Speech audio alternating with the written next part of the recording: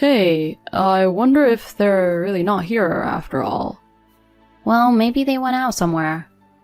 But the car is here, though.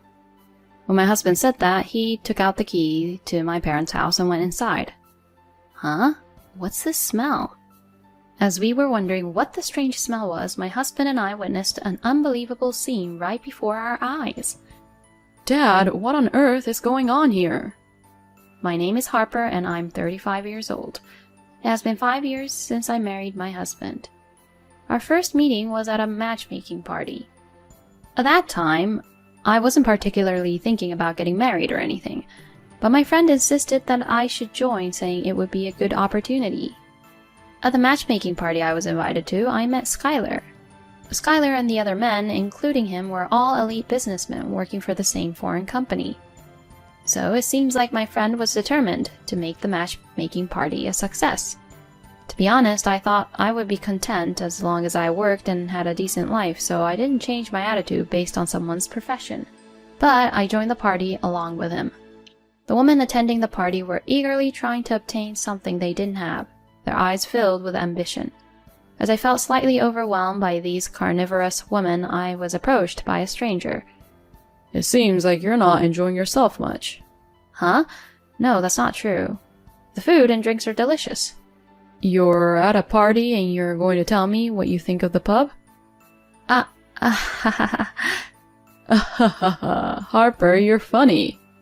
Oh, really? How about we go out for a meal together sometime? At that moment, I didn't show much enthusiasm, but it seemed like I stood out to him and piqued his interest. We only exchanged contact information for now, and I didn't have any particular expectations, because I really thought it was just a formality. However, he quickly contacted me and invited me to dinner. I didn't expect him to approach me so much.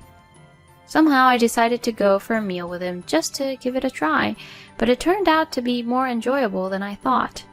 I started wanting to meet him again. After that, we went out for meals and dates several times. And we gradually became closer. And that's how our relationship started.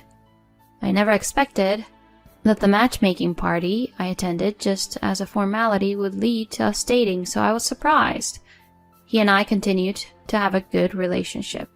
But then it happened. Huh? Long-term stay in France? How long is that? Around 5 to 10 years. Huh? That long? Yeah, so Harper, would you marry me and come with me? Huh? It was a sudden proposal from him. I was taken aback by how sudden it was, but at that time I was already head over heels for him, so I decided to go with him. Yes, please take care of me. Really? Yes! He was overjoyed when I accepted his proposal. He was going to be assigned as a representative to the France in 6 months. Before that, we decided to have a wedding ceremony. We immediately introduced each other to our parents and had a family meeting. My parents were surprised that I would suddenly go abroad for several years, but they respected my decision. At the wedding, we received blessings from many friends and colleagues. I'm glad I was able to invite everyone in America and have a proper ceremony. After that, my husband and I thoroughly enjoyed our time in America. We visited Boston, Hawaii, and Alaska. We also made trips in country about once a month. In the blink of an eye, the time arrived for us to leave America. Harper, take care, okay? Yeah, please take care too. Both of you. If you have time, come visit us. I'll make sure to recommend some great spots to visit. Going on a trip to France sounds nice. Your father and I will have to study French too. My parents and I said our goodbyes, and my husband and I flew out of America. Skylar, your family didn't come to the airport? My dad is really busy with work, and my mom and sister had dinner together at home yesterday. We said our goodbyes, so it's fine. I see. Well, I guess it's expected when it's their own son. And Skylar works for a foreign company, so maybe he doesn't take it as seriously, even with overseas business trips and all. Anyway, my husband and I arrived in France and started our life there. We lived in Lyon, a city known for its thriving tech industry. You often see businessmen in suits talking about business on their phones with wireless earphones, gesturing and walking by. I entered a cafe and leisurely enjoyed a cup of coffee. I couldn't help but think that prices in France are high. I bought groceries at a huge supermarket and went home to cook, waiting for my husband to return. At first, I felt a bit bored because my husband was the only person I could talk to. And during that time, my husband suggested that I try attending a language school. I thought it sounded fun, so I immediately looked up schools. I applied to a promising language school. There were many Americans and people from other countries who came to study abroad. I was able to enjoy cultural exchanges. I became friends with an American girl and we went sightseeing together after school. The classes were very helpful, and I even had house parties with Italians, French people, and others. I had a truly fulfilling time. After graduating from the language school, I gained a decent level of French proficiency. I decided to apply for a part-time job at a cafe near my house. The French owner there was very kind and hired me. They taught me how to make coffee and create latte art with great care. As it was a city with many businessmen bustling around, customers kept coming in non-stop. Through making lots of coffee and interacting with regular customers, my skills as a barista improved. And most importantly, my French skills skyrocketed. You seem really lively today. I think I really enjoy it because my husband told me so. I was very anxious about living in a foreign country before coming here, but it turned out to be fulfilling and enjoyable. In no time, several years have passed, and I've completely adapted to the French way of life. And as promised, my parents came to visit. But both of them were surprised to see me speaking French fluently in shops and such. You seem to have become more like a French person in your demeanor. You've become brighter compared to when you were in America, haven't you? Indeed, I may have become brighter as I interacted with the locals.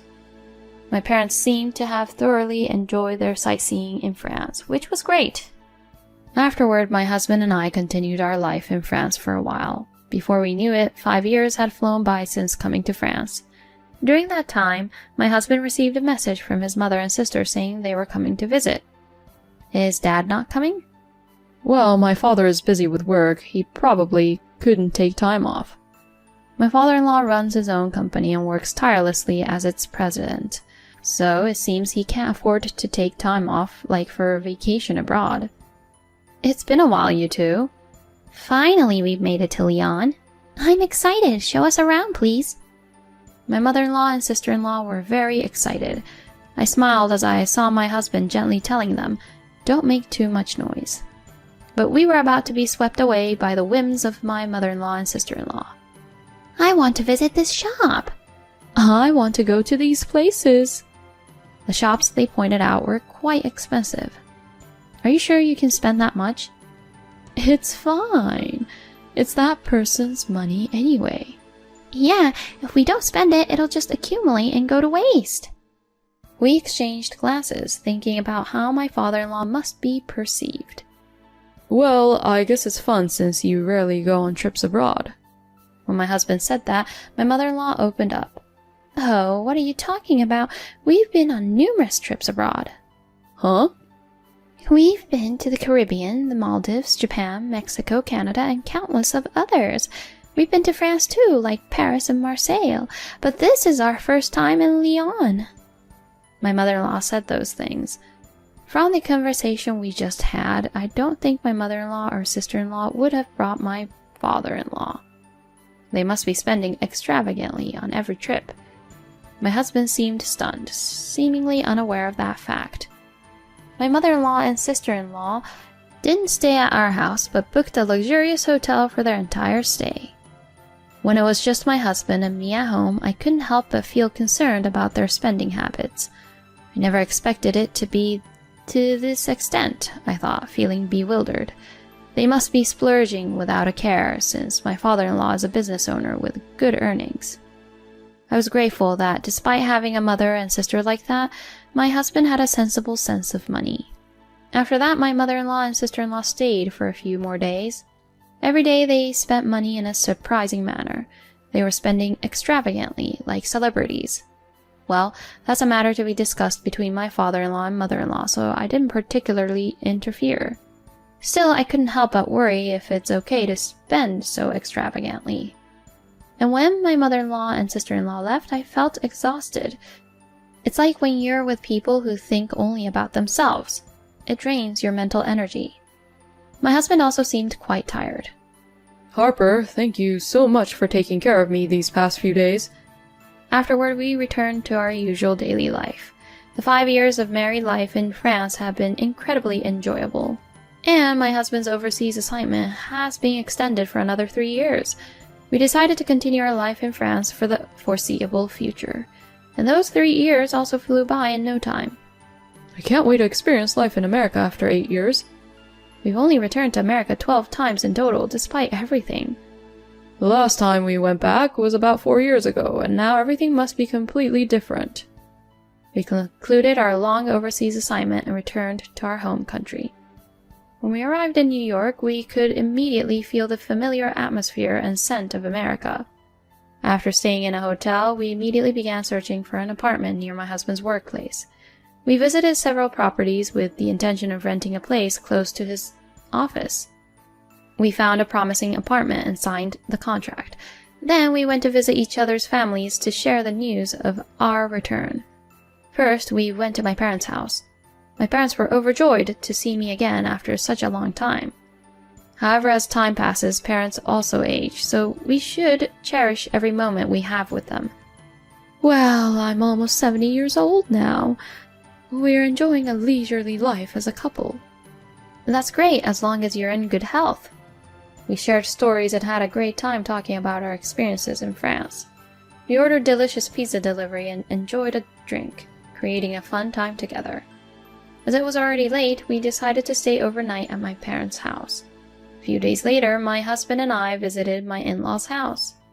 But when my husband tried calling them, there was no answer. At least we wanted to give them a brief greeting, so we decided to visit their house. Looks like they're not home after all. Even when we rang the doorbell, there was no response. Well, maybe they went out somewhere. But their car is still here. Saying that, my husband took out the house key and went inside. Is it okay to enter without permission? They might just not be aware. And besides, I'm part of this family, so it's fine. Reluctantly, I followed my husband into the house. What's the smell? As soon as we entered the house, we were hit by a strong and pungent odor. Wondering what the smell was, my husband and I witnessed a shocking scene. Dad, what on earth is going on here? To our surprise, my father-in-law was crawling on the floor in his current state. We didn't ask how long he hadn't washed his clothes, but compared to the last time we saw him, he looked extremely thin. The smell was probably due to the fact that he hadn't been bathing. Dad, what happened? What about Mom? As my husband desperately asked, my father-in-law spoke in a barely audible voice, mentioning something about needing food. I quickly checked the kitchen and found a few cans of soup, so I decided to make soup for him. In the meantime, my husband cleaned up the dirty room and, following my instructions, wiped my father-in-law's body. Just that much made my father-in-law look cleaner than before. Dad, the soup is ready. Can you sit up? I'm sorry. The truth is, I injured my legs and back, and I can't get up on my own. Huh?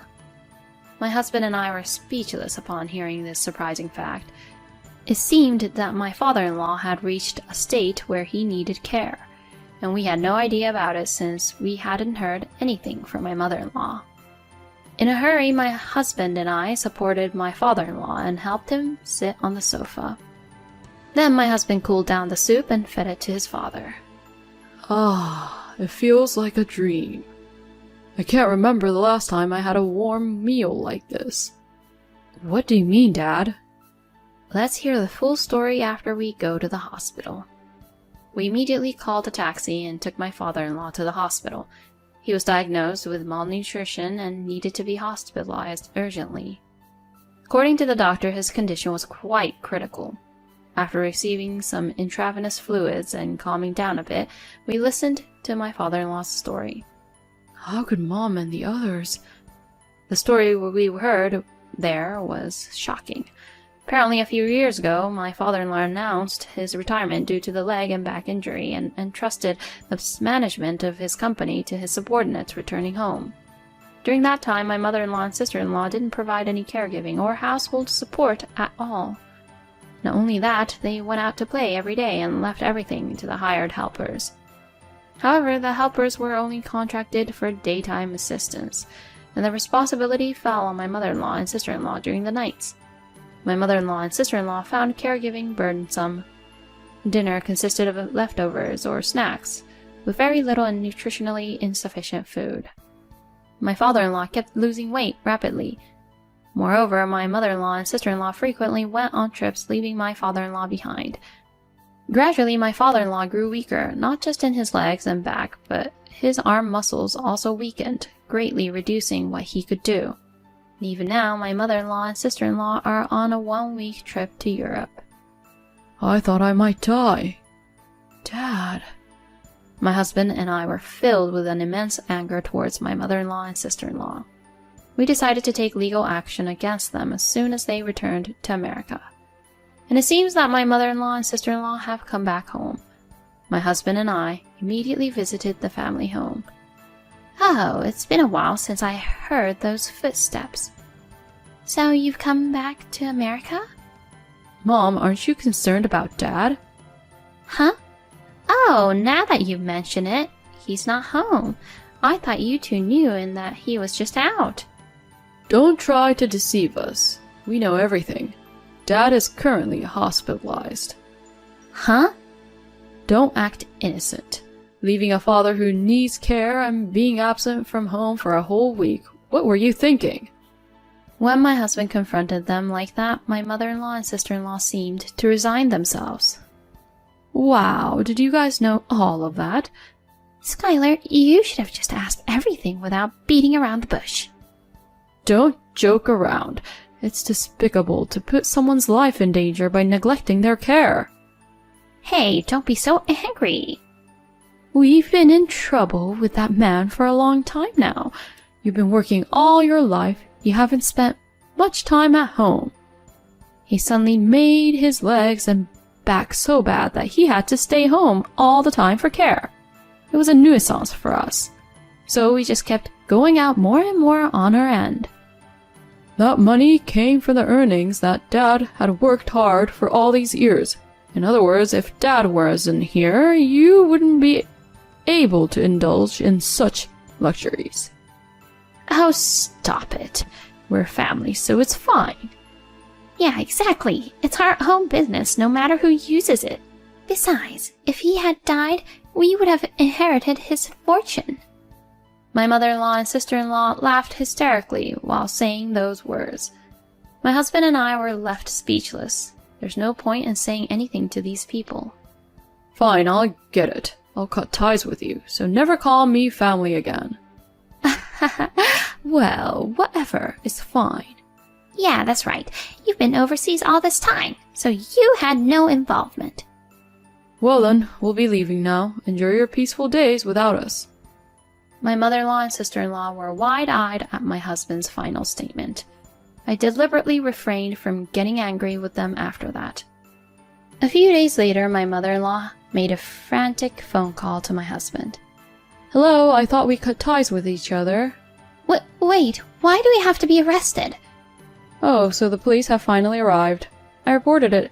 You and my sister were considered responsible for neglecting a person who couldn't live without care.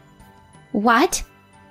In other words, it's a crime for abandoning someone in a state where they require care. I think you won't escape imprisonment because the circumstances are quite severe. Why do we have to go through this? That's my dad's line. He worked hard for the family's sake, and yet he was betrayed in such a way. He must have been the most shocked. I can't forgive you two either. Reflect on your actions in prison. Can't we pay money and get bail or something?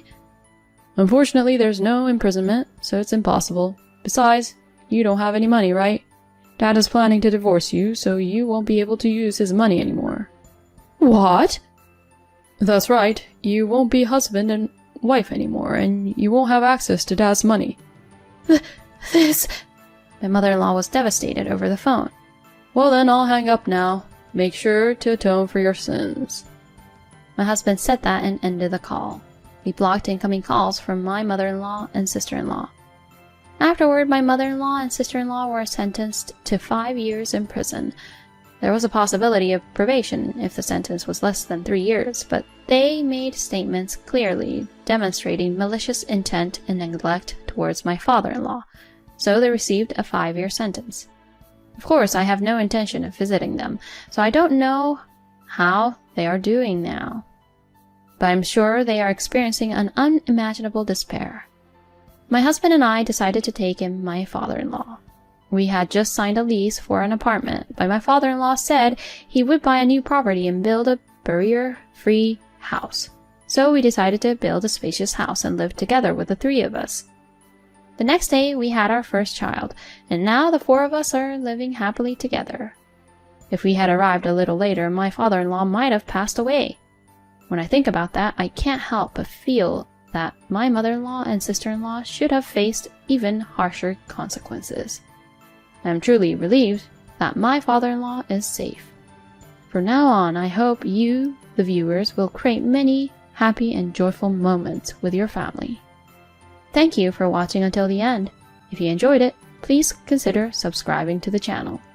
Thank you in advance, and let's meet again in the next video.